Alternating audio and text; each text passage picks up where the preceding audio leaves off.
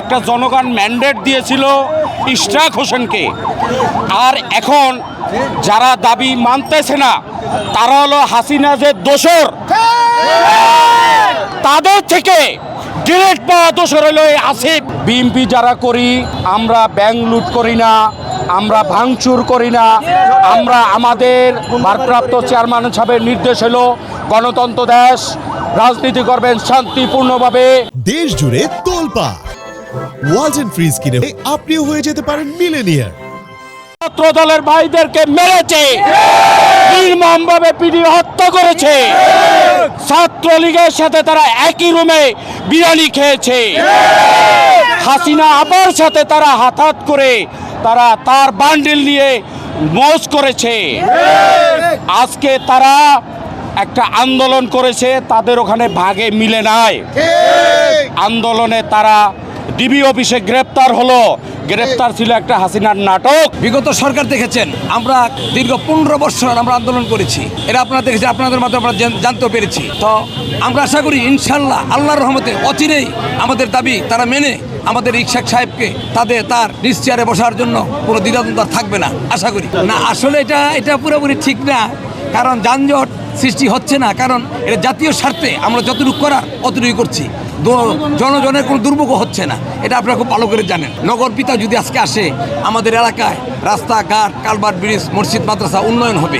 আমরা জনগণের স্বার্থে আছি, আমি ব্যক্তিগত স্বার্থে আসি নাই, আমাদের নেতা নবীল নবী স্বার্থে আসি নাই, আমাদের নেতা ইচ্ছাকুটির স্বার্থে আসি নাই, আমরা জনগণের স্বার্থে আসি। এই যে উপদেষ্টা উনি ইচ্ছা করে এটা আজকে পায়তারা করছেন কেন? আজকে কোর্টের রায় দিয়েছে, এটা আপনারাই কোর্টের রায় দিয়েছে, নির্বাচন গেজেট পাস হয়েছে, কিন্তু তারপরে কেন এই তালবাহানা? ঢাকার মেয়র ইশরাক ভাইকে শপথ না পড়ানো পর্যন্ত রাজপথে থাকবো এবং আজকে হাইকোর্টের রায় কি হয় আমরা সেটা দেখব। যদি হাইকোর্টের রায় আমাদের পক্ষে না আসে, আমরা দুর্বার আন্দোলন করে তুলব এবং আমরা যারা আছি আমরা এখান থেকে কেউ লড়বো না, কেউ যাব না, আমরা শেষ পর্যন্ত এখানে থাকবো যতক্ষণ পর্যন্ত ইশরাক ভাইকে মেয়র হিসাবে ঘোষণা না করা হয়।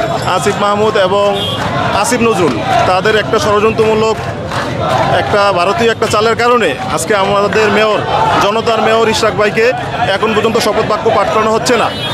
এবং আমরা যারা রাজপথের সৈনিক, আমরা সবাই এখানে ইশরাক ভাইয়ের সৈনিক এবং আমরা সবাই যতক্ষণ পর্যন্ত ইশরাক ভাইকে মেয়র হিসাবে ঘোষণা করা না হবে আমরা রাজপথ থেকে সরব না। আমরা রাজপথে আছি, রাজপথে থাকবো।